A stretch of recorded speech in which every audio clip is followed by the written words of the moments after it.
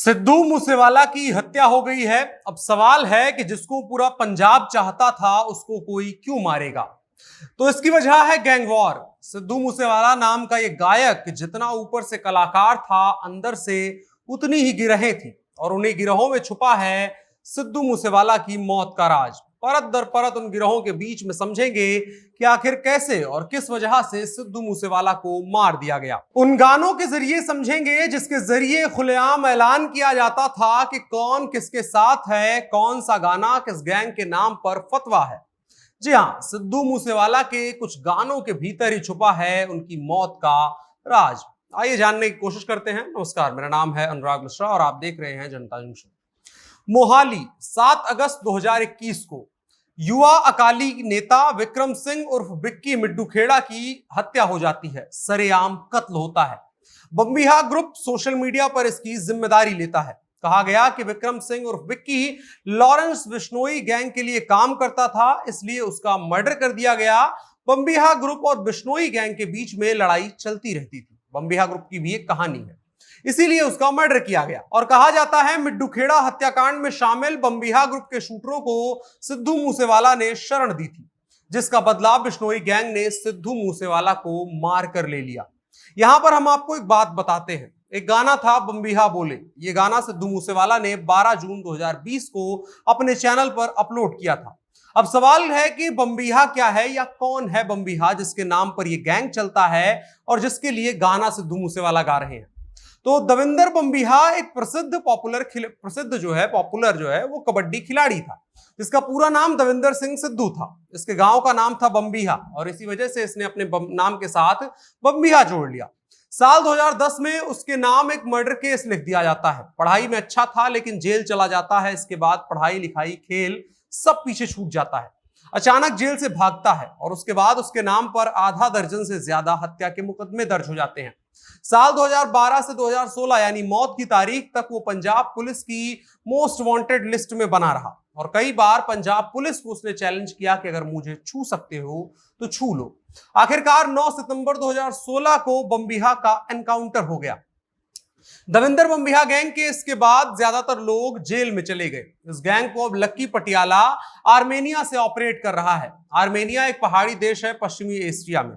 वहां से करते हुए तमाम चीजें मैनेज की जाती है। इसके बाद 7 अगस्त को विक्रम सिंह यानी विक्की की हत्या होती है, जिसकी जिम्मेदारी सोशल मीडिया पर बम्बिहा ग्रुप लेता है। ठीक वैसे ही जैसे सिद्धू मूसेवाला की हत्या की जिम्मेदारी फिलहाल लॉरेंस बिश्नोई गैंग ले रहा है। और कहा जाता है कि सिद्धू मूसेवाला ने हत्या के बाद शूटर्स को शरण दे रखी थी। इसका जिक्र सिद्धू की हत्या के बाद लॉरेंस बिश्नोई के नाम से आए फेसबुक पोस्ट में भी किया गया है। फेसबुक पोस्ट एक बार सुनिए। लॉरेंस बिश्नोई लिखता है, मैं और गोल्डी बरार सिद्धू मूसेवाला की हत्या की जिम्मेदारी लेते हैं। लोग चाहे जो भी कहें, लेकिन हमने अपने ब्रदर विक्की मिड्डू खेड़ा और गुरलार बरार की हत्या का बदला लिया है। सिद्धू मूसेवाला ने उनकी हत्या में मदद की थी। मैंने सिद्धू मूसेवाला को जयपुर बुलाया था और कहा था कि जो कुछ भी उन्होंने किया है वो सही नहीं है।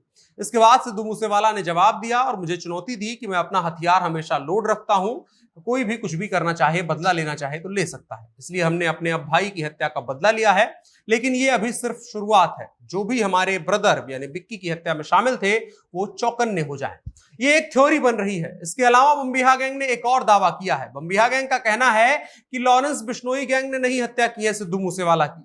इसमें एक और जिक्र आ रहा है पंजाबी गायक मनप्रीत औलख का। आपने कई गाने सुने होंगे मनप्रीत के। मनप्रीत काफी पॉपुलर पंजाबी सिंगर हैं और आरोप ये लगा रही है बम्बिहा गैंग कि पंजाबी म्यूजिक इंडस्ट्री में ये वसूली का काम करवाते हैं मनप्रीत। और यहाँ एक चौंकाने वाली बात है कि पुलिस की जो सस्पेक्ट लिस्ट है उसमें मनप्रीत के मैनेजर सचिन का नाम बहुत पहले से है। मनप्रीत के अलावा अगर आप देखें 2 साल पहले कुछ लोगों की गिरफ्तारी हुई थी जिन्होंने ये कबूल किया था कि सिद्धू मूसेवाला से हम 50 लाख रुपए की एक्सटॉर्शन मनी मांगने वाले थे, अगर नहीं देते तो उनकी हत्या कर देंगे।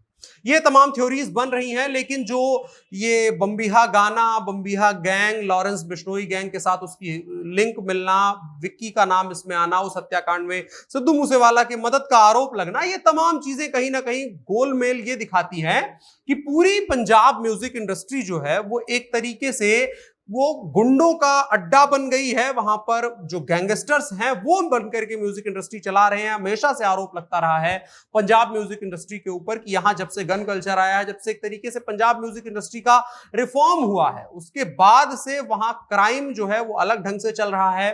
वहां विदेशी फंडिंग आती है और तमाम तरीके से अपना आधिपत्य जमाने की कोशिश की जाती है और पॉलिटिकल सपोर्ट भी बहुत ज्यादा रहता है। क्योंकि आप ध्यान रखिए, अकाली दल के एक नेता की हत्या हुई थी जिसका बदला सिद्धू मूसेवाला से लेने का दावा लॉरेंस बिश्नोई गैंग कर रहा है।